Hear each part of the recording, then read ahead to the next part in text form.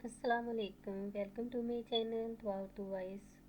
Video शुरू होने से पहले दुआ उर्दू वॉइस को सब्सक्राइब कर दें और बेल नोटिफिकेशन को ऑन कर दें। महरू एक पहाड़ में पैदा हुई। वो बहुत खूबसूरत थी। जब वो 16 साल की हुई तो इसकी शादी हो गई। ससुराल वालों का सलूक इससे अच्छा ना था। एक देवर तो नहायत सख्त दिल और शक्की नौजवान था। वो बाश और निकम्मा भी था। उसका नाम संगीन खान था। वो काम कम करता और रोब ज़्यादा जमाता था। इन्हीं आदत के बायस सब नाला थे, मगर इसकी दादागिरी की वजह से चुप रहते थे। महरू तो अपने इस देवर से सहमी सहमी रहती, क्योंकि इसके कंधे पर हर वक्त बंदूक होती और बात करते हुए वो खून खराबे का तस्करा ज़रूर करता था। ताहम तीनों बेटों में से यही माँ का सबसे लाडला था। महरू की सास बड़ी सख्त गिर औरत थी और बहू के मामले में इसकी संगदिली इंतहा को पहुंची हुई थी। ये इन दिनों का जिक्र है जब बड़े सगीर अभी तकसीम ना हुआ था। तब अक्सर घरों में आटा पत्थर की चक्की पर खवातीन खुद पीसा करती थीं। महरू की 3 नंदें थीं, लेकिन सास तमाम घर वालों के लिए रोज़ाना का आटा चक्की पर महरू से ही पिसवाती थी। हालांकि ये लोग खाते पीते घरानों में शुमार होते थे, फिर भी खादमा रखने की बजाय सास महरू से ही धान की बोरियां कटवाती और पानी के मशकीज़े भरवाती थी। पहाड़ों में बहते चश्मों से भारी मशकीज़ें भर लाना कोई आसान काम नहीं था। ये काम महब खान का मुलाजिम भी सर अंजाम दे सकता था, मगर जहाँ दीदा सास नाजक बदन बहू को आसाइश पसंद ना बनने देना चाहती थी। चश्मा पर पानी भरने को महरू के साथ इसकी नंदें भी जाती, मगर मशकीज़ा सिर्फ महरू ही उठाती थी। वो सारे घर का काम खामोशी से करती। वो नहायत अतात गुजार औरत थी। इसने कभी ससुराल वालों को शिकायत का मौका न दिया। ब्याह के बाद वो कभी मेके भी लौट कर नहीं गई। एक रोज़ सास ने महरू से कहा, बहू ये अमानत के रुपए हैं, इनको संभाल कर रखो। ये मेरे शोहर के पास कोई शख्स अमानत रखवा कर गया है। जब वो मांगेंगे मैं तुमसे ले लूँगी। अपने पास नहीं रख सकती। अगर संगीन देख लेगा तो मुझको तंग करेगा। महरू ने रकम ट्रंक में छुपा दी, ऊपर से ताला भी लगा दिया।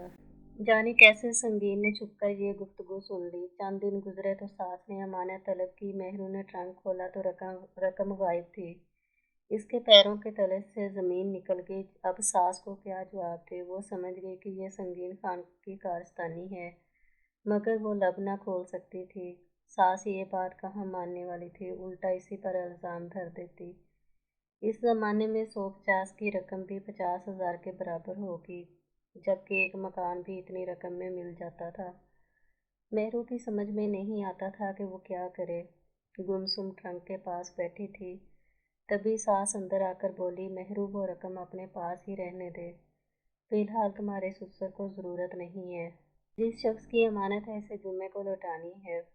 इस वक्त तो मुसीबत टल गई, मगर रकम तो महरू को देनी थी। तमाम रात ये बेचारी सोचती रही। शब को ना सो सकी। वो किसी से अपनी बेताना ना कह सकती थी। शोहर बस्ती से बाहर गया हुआ था। मेका दूर था। शिकंजा खान यहाँ होता तब भी क्या होता। इस कबीले में इन दिनों औरत की हैसियत मर्द की जर खरीदी लोंडी के बराबर थी। शिकंजा खां पूरी तरह माँ के शिकंजे में था। वो बीवी की बात कब सुनता था। जुम्मे में 3 दिन बाकी थे। ये सोच सोच कर महरू का जी उल्टा जा रहा था। सुबह सवेरे 4 बजे बेदार होना इसका मामूल था। रोज़ाना के लिए आटा चक्की पर पीसना होता था। आज भी चक्की पीसते हुए सोच की लपेटों पर सुलगती रही। दरवाजे पर दस्तक हुई। घर का मुलाजिम बख्त आया, जिसका सारा खानदान इसके ससुर महब खान का नमकवार था, और ये सिलसिला पुश्तों से चला आ रहा था। ऐसे चाकरों का सिलसिला गुलामी इतबार की जंजीरों से बंधा होता था। बहू बेटियां घर की चारदीवारी के अंदर से इनको काम बता सकती थी, के अंदर कदम नहीं रख सकते थे। वक्त की दस्तक सुनकर महरू ने चक्की का फेरा ठहराया और मशकीज़े को कमर से उतार कर ज़मीन पर रख दिया। वो खुली की भीगी परात उठाकर डेवड़ी के पास ले गई और बोली, वक्त जानवरों को चारा डाल दे, ज़रा ठहर कर मेरी बात सुन ले। जी बहू बीबी, कहिए क्या बात है। महरू बोली, अम्मा ने मेरे पास 150 रुपये रखवाए थे। वो किसी की अमानत है, मेरे ट्रंक से चोरी हो गए हैं। मेरा जेवर किसी सुनार के पास गिरवी रख कर रकम ला दो, वरना बड़ी खराबी मुझ पर टूटेगी। अभी वो इतनी बात कर ही पाई थी कि खटका हुआ। वो जल्दी से ड्योढ़ी से हटी हुई बोली, अच्छा बख्त, अब तुम जाओ, मैं कल सुबह तड़के से पहले जेवर तुम्हारे हुजरे में पहुंचा दूंगी। मुलाजिम चला गया। वो तमाम दिन सोचता रहा कि मेहरू बीबी मुसीबत में है। अब इसका अंजाम न जाने क्या होगा। रात ही बहू ने पोटली बनाकर जेवरात गंदम के ढेर में छुपा दिए थे। ये जेवरात इसकी माँ ने उसे दिए थे।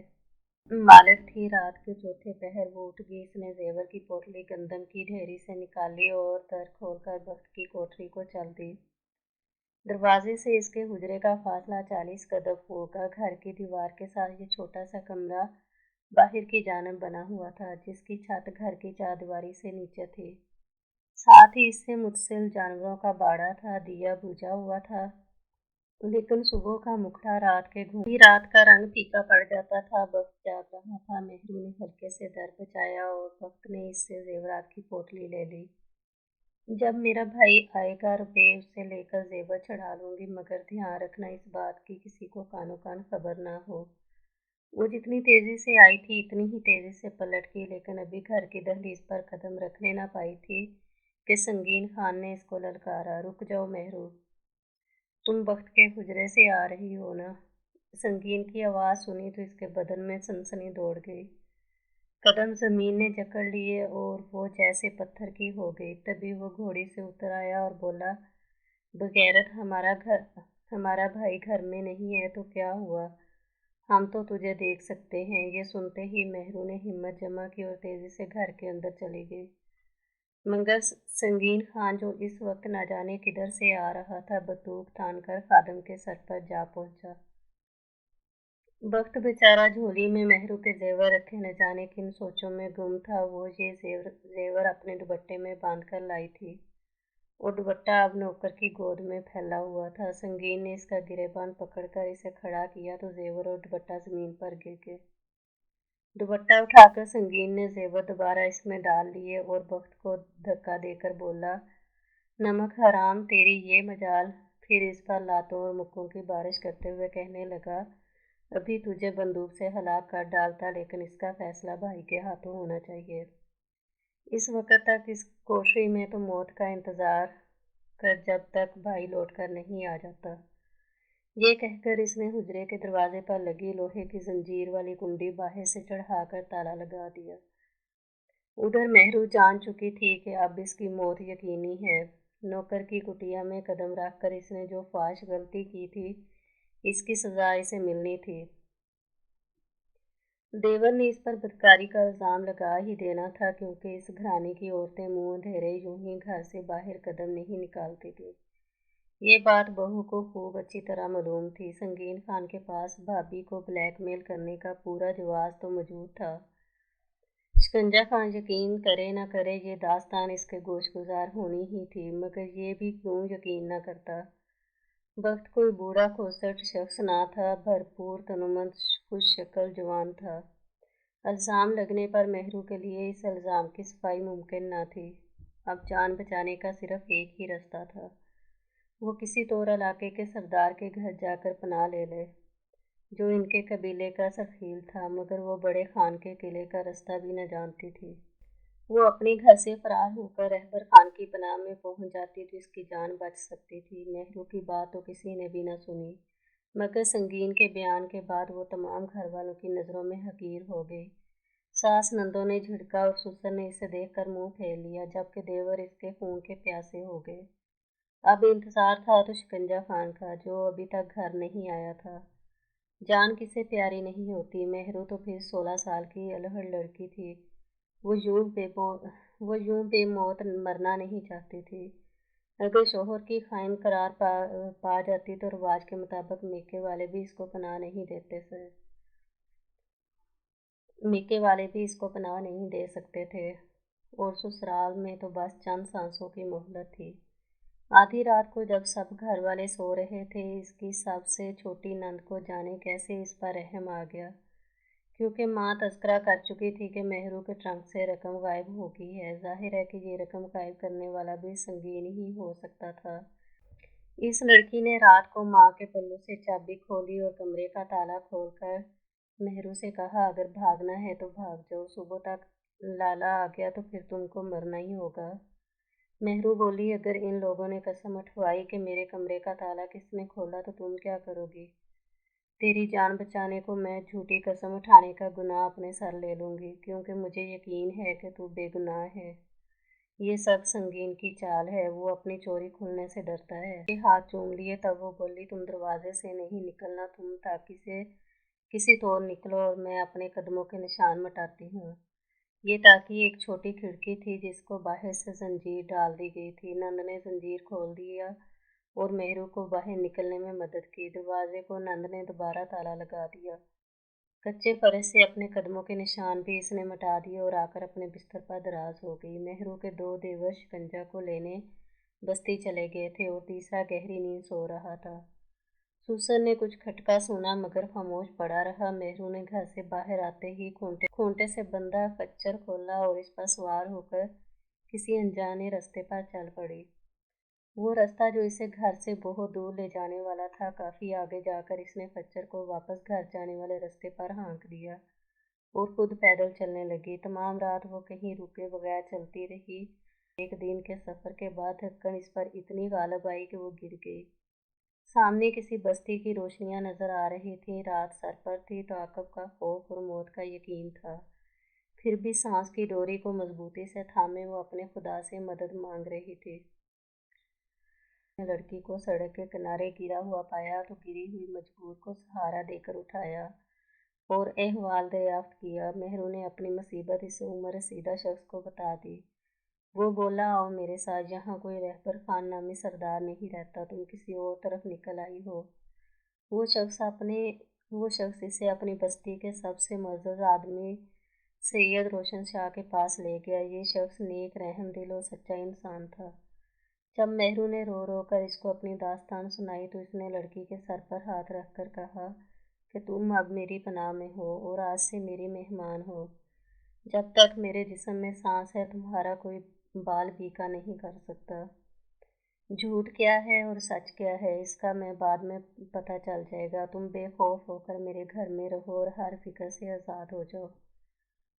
जब मेहरू के फरार का इल्म इसके सास ससुर और देवर को हुआ तो उन्होंने मनादी करा दी कि मेहरू पर बदकारी का इल्ज़ाम था। सो इससे कबल कि इसका शोहर आता वो खाइन साबित होती वो पहले ही भाग निकली। सो अब इसका कत्ल कबीले के हर इस फर्द पर वाजिब हो गया है। वो जिसको भी कहीं भी मिले इसे हलाक कर डाले। ये ऐलान सुनते ही बस्ती के चंद जोशीले नौजवान गैरत की आग में जल उठे। तभी शिकंजा खान भी भाइयों के हमरा बस्ती आ पहुंचा।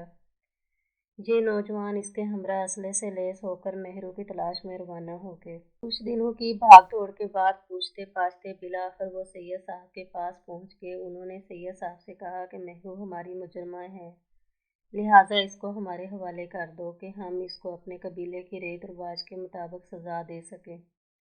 सैयद साहब ने इन सबको बहुत समझाया और एक काम खुदाबंदी भी सुनाई मगर वो किसी तरह कायल ना हुए। आखिर ऐलान जंग हो गया वो और दोनों तरफ के मर्द काम आ गए। सैयद साहब के दो मुलाजिम और 3 जवान बेटे इस मार्के में मारे गए मगर इस शेर दिल आदमी ने मेहरू से किया हुआ वादा पूरा किया और इसको कातलों के हवाले न किया। बिलाखिर रहबर खान को खबर हो गई। सरदार ने मुदाखलत की और मुश्तअल अफराद खच्चरों पर अपनी लाशें उठाकर चल दिए। जब मेहरू को पता चला कि इसकी हिफाजत का वादा निभाने की खातिर सैयद साहब के 3 जवान लड़के मारे गए हैं तो वो गम से निढाल हो गई। इसने सोचा कि इसको अभी और इसी वक्त सैयद साहब के घर से चले जाना चाहिए वरना वो लोग इसको हासिल करने दोबारा आएंगे। वो सैयद साहब से इस कदर शर्मिंदा थी कि इनको अपना मुंह दिखाने का हौसला भी न था कि इसी की वजह से इन पर इतनी बड़ी क़यामत टूटी थी। वो इसी वक्त घर के पिछले दरवाजे से निकल खड़ी हुई। घर में कोहराम मचा हुआ था, किसी को इसके चले जाने का होश न था। असर के बाद का वक्त था, शाम सर पर थी जब वो सैयद रोशन साहब के घर से निकली थी। समझ ना पा रही थी कि किधर को रुख करे। दुनिया इस पर तंग हो चुकी थी और जिंदा रहने के तमाम रास्ते मसदूद हो गए थे। मौत की परछाई के खौफ से तो मर जाना ही बेहतर था। वो नहर के करीब पहुंची और इसमें कूद कर जान देने का फैसला कर लिया। शख्स पर पड़ी जो नहर के किनारे सजदा रेस था। इसने सजदे से सर उठाया तो मेहरू को देखा कि वो नदी में कूद जाने को पर तोड़ रही थी। तभी वो जल्दी से इसके पास पहुंचा और बोला, बेटी, खुदकुशी हराम है, ये फेल अल्लाह को पसंद नहीं। मेहरू रोने लगी, बोली, सैयद साहब, मैं आपसे शर्मिंदा हूँ कि आपके जवान बेटों की मौत का सबब बने, तभी यहाँ आई हूँ, मुझे मर जाने दीजिए। सैयद साहब ने जवाब दिया, मेहरू बेटी, मौत तो हर किसी को आनी है, मगर शहादत किसी किसी को मिलती है। मेरे बेटों ने किसी बेगुनाह की ज़िंदगी बचाने की खातिर मौत को गले लगाया है, ये भी एक जहाद है। उन्होंने शहादत पाई है। शुक्र है इस रब का कौल पर जान देना बच्चे मुसलमान का शेवा होता है। वो समझा बुझाकर मेहरू को घर ले आए और इस मजलूम लड़की की शादी अपने इलाके के नौजवान जिम्मेदार से करवा दी। मेहरू निसा यूं हमारी दादी बन गई।